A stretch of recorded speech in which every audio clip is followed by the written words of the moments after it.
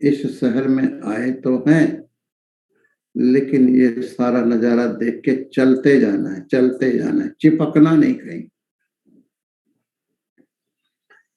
चिपकने में ही दुख है। जब भी हम किसी को मेरा कहते हैं ना, समझो दुख का बीज डाल दिया।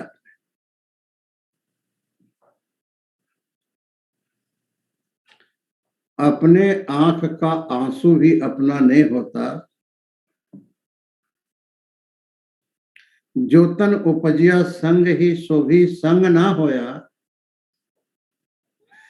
जिस शरीर को हम अपना कहते हैं वो अपना नहीं होता, तो जगत के सारे संबंध शरीर करके। इसने धोखा दे जाना है तो दूसरे से आशा करना कि ये सुख दे, ये सुख दे, ये सुपने से क्या कुछ ज्यादा है।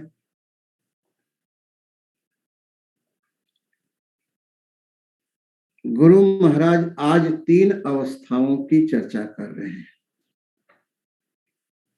जागृत, स्वपन, सुषुप्ति और चौथा तुरीय अवस्था।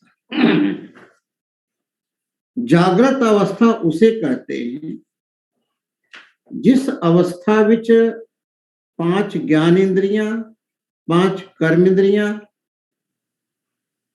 5 प्राण, मन बुद्धि चित्त अहंकार 14 ये जगत में व्यवहार करता है।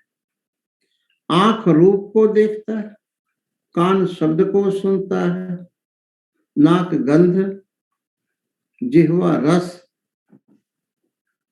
और चमड़ी कठोर कोमल का अनुभव करता है। जिस अवस्था विच ये 14 इंद्रियां जगत के साथ व्यवहार करता है उसको जागृत अवस्था कहते हैं। Now we are in the जागृत अवेकनिंग। दूसरी अवस्था है स्वप्न। और जागृत अवस्था में जीवात्मा विशेषकर आंख विच हुंदा है और सामान्य रूप से पूरे शरीर विच हुंदा है। किसी की आंख को देखो ना, आंख को देखने से अंदर का सारा समाचार मिल जाता है कि व्यक्ति कैसा है।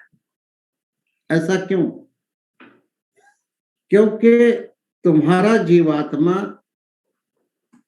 उसके अंदर प्रवेश करके सारा समाचार लेके तुमको बताता है कि ये ऐसा है।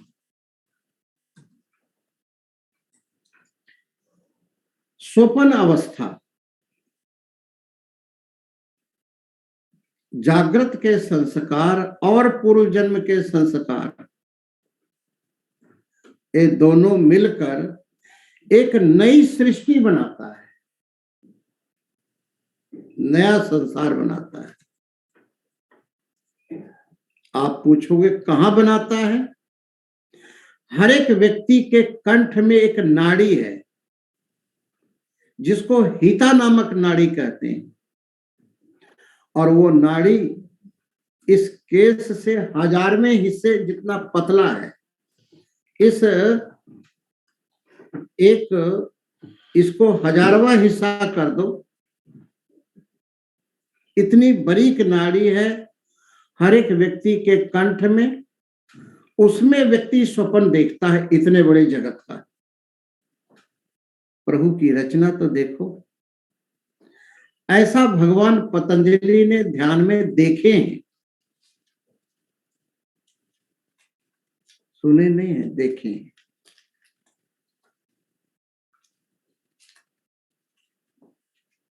और जो स्वप्न का संसार है, जिस वक्त आप स्वप्न देखते हैं दैट टाइम ऐसा ही सच नजर आता है जो अभी देख रहे हैं।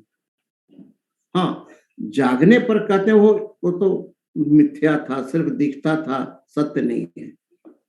लेकिन जिस वक्त आप देखते हैं स्वप्न को, सारा व्यवहार, दौड़ना, भागना, खाना पीना, ईर्ष्या द्वेष, द होल एक्टिविटी ऐसा ही होता है जैसा अभी हो रहा है। इसीलिए गुरु तेग बहादुर जी महाराज ने तुलना करके बता देने, क्या ज्यों सुपना और पेखना ऐसे जग को जान, मान नहीं जान। गुरबानी का एक एक अक्षर मोक्ष देने वाला है। अफसोस हम गुरुद्वारों में जाके, मंदिरों में जाके वो सुनना चाहते हैं जिससे हमारा अहंकार को बल मिले, वो नहीं सुनना चाहते जिससे हमारा अहंकार का नाश हो।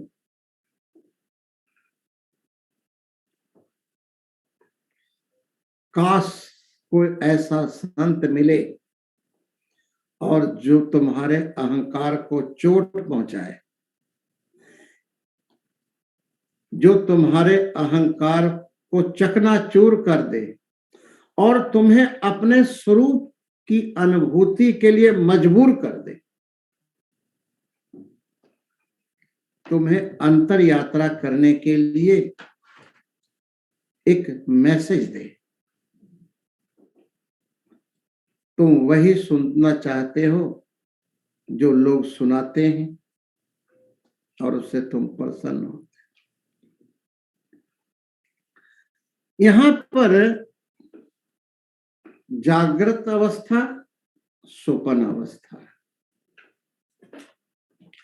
जागृत अवस्था में जो सारा व्यवहार है, द होल,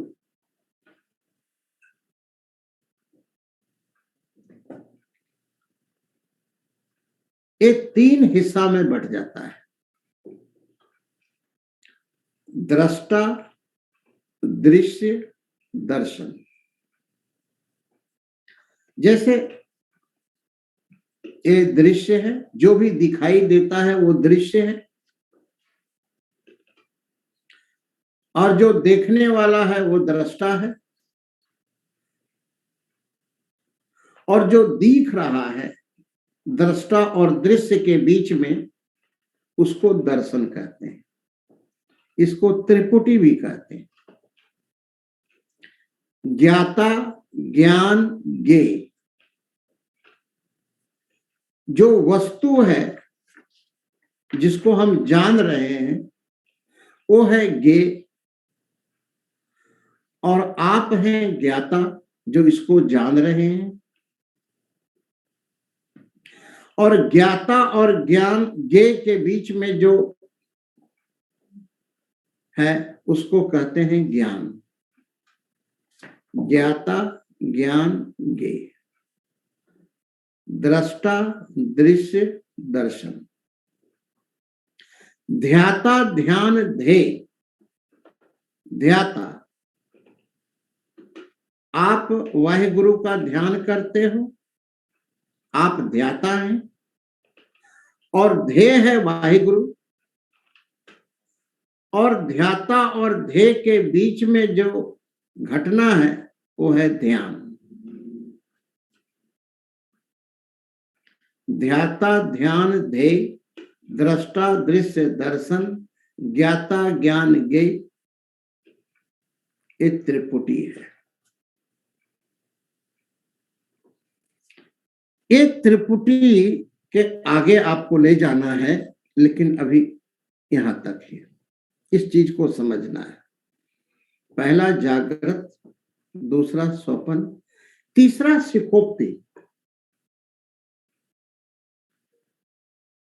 जागृत का सारा संसार और स्वप्न का सारा संसार सुषुप्ति विच जाके लीन हो जाता है। पहली तो इतना ही मैं पूछना चाहूंगा कि जागृत में जो जो चीज आप मान रखें, बड़े आंख खोल कर और बड़ी कॉन्शियस होकर के सुनो, ये सुनने से मुक्ति होगी। ये जो सुना रहा हूं, श्रवण मात्रेन स्व आत्म उपलब्धि। सुनिए सिद्ध पीर सुरनाथ। 4 पौड़ियां गुरु महाराज ने सुनने की महत्व बताए। सुनने का मतलब होता है राइट लिसनिंग।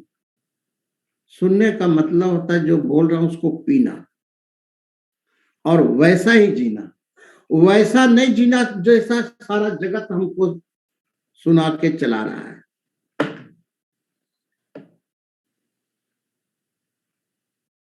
तो मैं कह रहा था कि जागृत अवस्था में जो आप मान रखे हैं या संसार ने तुमको बताया कि तू ये है, तू ये है, तू ये है, तू ये है, तू हिंदू है, तू सिख है, तू ईसाई है, तू मुसलमान है, तू जनेऊधारी है, तू अमृतधारी है, तू सुन्नत वाला है, तू बगैर सुन्नत, ये सब कचरा जो जागृत अवस्था में हमें संसार ने दिया है, आप स्वप्न अवस्था में ये होते हैं। स्वप्न अवस्था में आप कुछ और होते हैं। सिर्फ दूसरी अवस्था में जाते ये सब खत्म हो जाता है और जब तीसरी अवस्था आती है गाढ़ी नींद की, सुखोक्ति, तो जागृत और स्वप्न दोनों को पोंछ डालता है।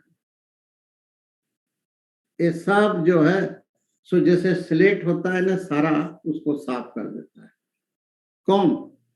सुखोक्ति। ना ये सारा संसार होता है, ना स्वप्न का संसार होता है, बस एक शून्य, वहां कुछ भी नहीं, कुछ भी नहीं, साफ खत्म। लेकिन वहां एक होता है, वहां पर जो कुछ नहीं होता उसका जानने वाला होता है। हमेशा जो मेमोरी होती है वो पहले अनुभव की हुई वस्तु की होती है। एक चीज याद रखना, जैसे हम अभी देख रहे हैं, इस पेन को देख रहे हैं, तो ये है अनुभव। आधे घंटे के बाद हम कह सकते हैं कि एक पेन देखा था मैं ब्लैक सा, तो अब है स्मृति, मेमोरी। जब देख रहे थे तब अनुभव था, लेकिन नाउ वो स्मृति है। जिस वक्त कुछ नहीं था उस वक्त आप अनुभव कर रहे थे कुछ ना होने का।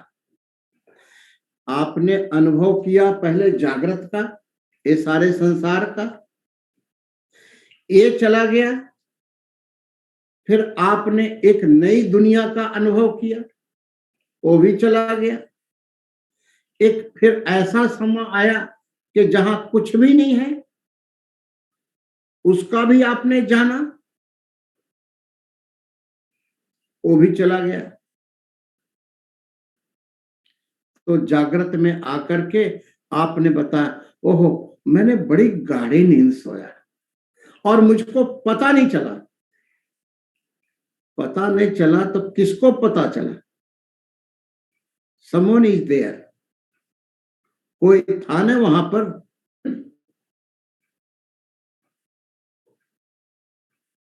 जो वहां पर था,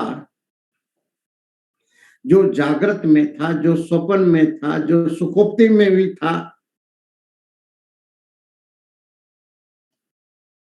ये तीनों अवस्थाएं आती हैं जाती हैं,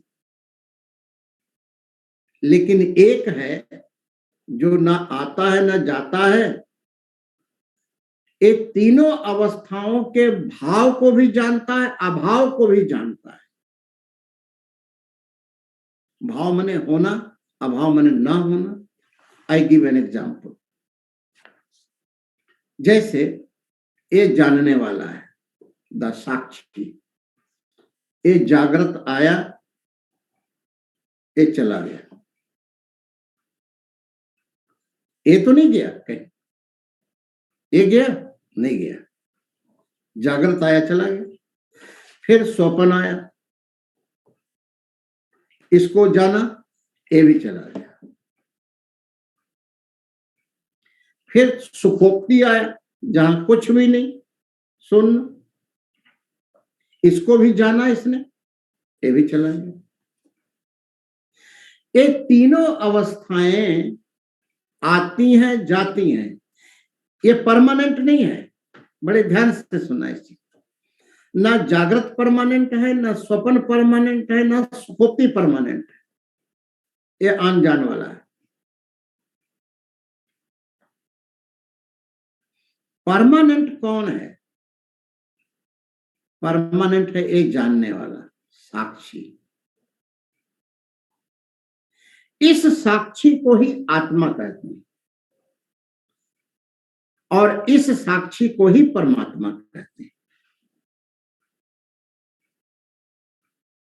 जिसको गुरु महाराज कंदे ने घट घट के अंतर की जानत, जो सारियां दे दिला विच रह करके दिला नू जानदा है,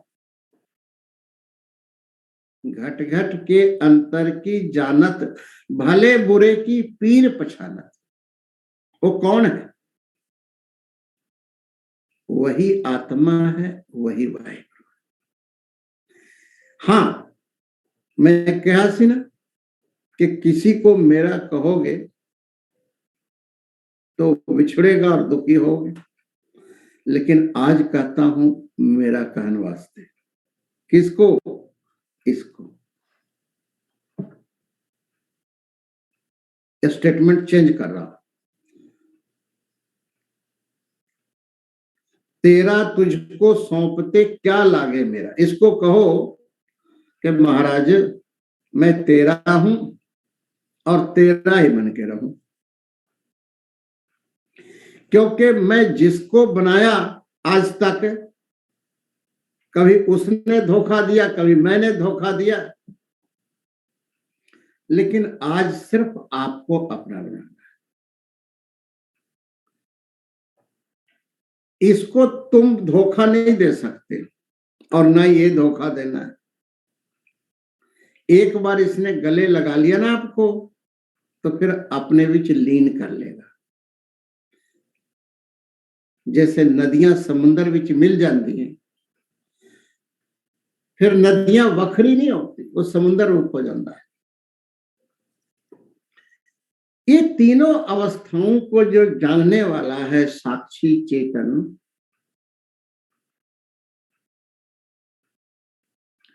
उसी को आत्मा कहते हैं, उसी को परमात्मा कहते हैं। आज गुरु नानक देव जी महाराज, अब आपको इंट्रोडक्शन थोड़ा सा पता हो गया ना, अब अपने सब्जेक्ट पर आते हैं। अंतर सुन्नंग बाहर सुन्नंग त्रिभुवन सुन्नंग मसुन्नंग, चौथे सुन्न जो नर जाने ताको पाप न पुण्य।